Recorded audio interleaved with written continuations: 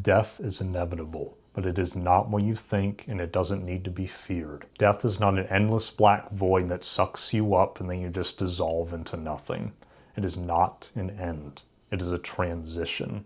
Come along with me on this video and I'll give you my personal perspective on death. And if you're dealing with the seeming loss of a loved one, or you have this unconscious fear of the unknown surrounding death, I hope that I can help you in some way. Let's dive right in. Now, the way I look at death is this. It is not a point when life just stops and that your story ends. It's a point where life chooses to express itself in a different, but an equally as beautiful way. It is a doorway into the next iteration of our own lives. It's just like walking through a door into another room.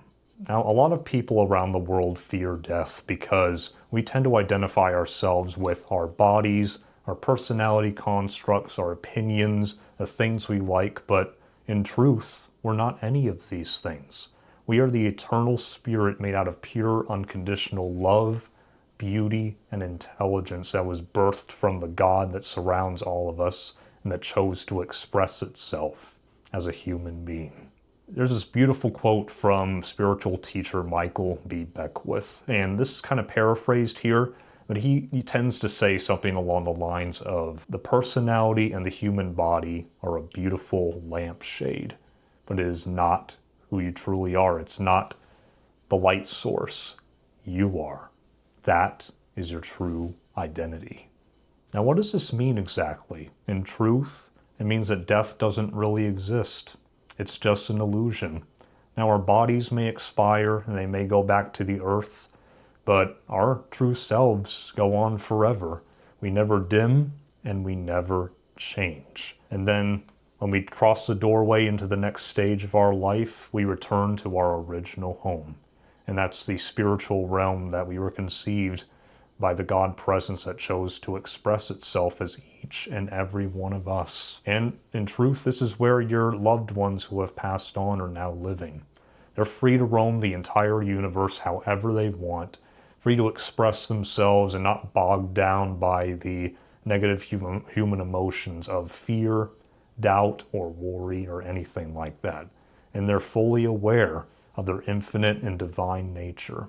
And this means that they're never separated from you. You are one with them, and they are one with you. Now, how do I know this? It's because I've had experiences of my own that have been life-shifting and have dissolved my fear and resentment of death over the years.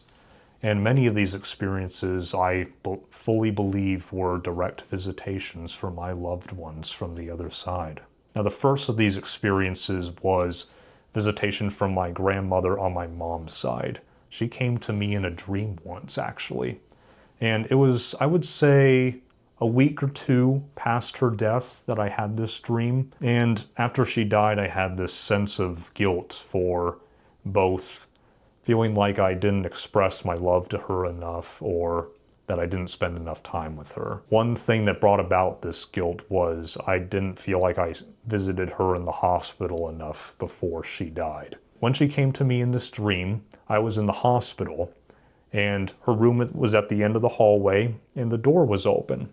And I could see her sitting on the edge of the bed there. So I got closer. The only light that was shining on her was from the hallway. So when I saw her, I ran up to her, hugged her really tight, and then she said to me these 4 simple words. I love you, baby. That made me realize that this was directly a message from her. I knew right away, and it dissolved all of my guilt. And that's exactly what she wanted, giving me this message. She knew I was feeling this way and wanted to give me comfort. And it's so amazing, and I'm so grateful for that experience. It reminded me of the one power that dissolves all human suffering and anything negative. Love itself. At the end of the day, it really is that simple. And the second sign that I received was from my grandma on my dad's side. During her life, she always loved cardinals and always loved birds. And in our backyard, we had this bird feeder, then all sorts of birds would come and feed on it. And usually they would just come, peck for a little bit, and then go on their merry way. But this particular day, I was watching it, and this cardinal came up to feed on it, but it didn't eat at all. And then it turned its head and looked directly at me and stared at me for, I would say, felt like 30 seconds or so. And at that point, I knew it was directly from her. It had to have been. So that was just incredible. And then I would say 10 to 15 minutes later, I went to the garage to get something.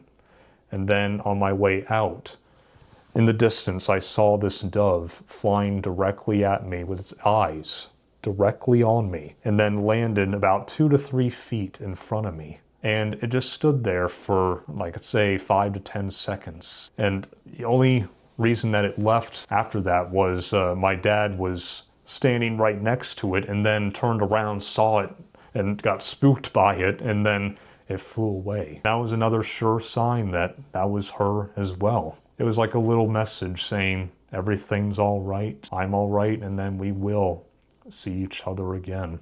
I've also had experiences of direct knowing and intuitive hits directly from my soul. And this happened when my grandma on my dad's side was in hospice toward the end of her life. And this one night, my mom and dad were talking amongst themselves about wanting to go and visit her the next morning. And I had this voice in my consciousness say to go with them, to go visit her. And it wasn't just the essence of what it was saying, it was this gut feeling, this kind of direct knowing that this may be the last chance that I have to see her. I mean, I just knew I had to go. It's one of those unquestionable feelings that you have to follow, and if you don't, you're going to regret it possibly for the rest of your life. And I'm so glad that I did, because the next morning we went and saw her, and later that day she did pass away. But the good news is she got to say goodbye to everyone in the way that she wanted before she passed through the door and into the next room of life. So I hope this video helped at least some of you. And I know that what I said may not make the process of grieving any easier, but I hope that it plants a seed of peace and comfort that you can take forward. And if you're currently dealing with the loss of a loved one right now, I give you my deepest condolences, and I pray for the healing and the peace of yourself and your family. And take the time that you need to grieve and feel what you need to feel. But I encourage you, when you're ready, to allow that energy to transmute into the love, the passion, the joy, and the creativity that thrusts you forward in your life and allows your light to shine onto the world. Be the bliss in the dark. I think your loved ones would really want that for you. Thank you so much for watching, and if you want more conversations like this and like to join me on my journey, I would greatly appreciate that. I'd love for you to come along for the ride. And just so you know, you are amazing, you are loved, and you are so strong, and you will get through this and come out and thrive on the other side. Love you all. Mata ne. See you soon.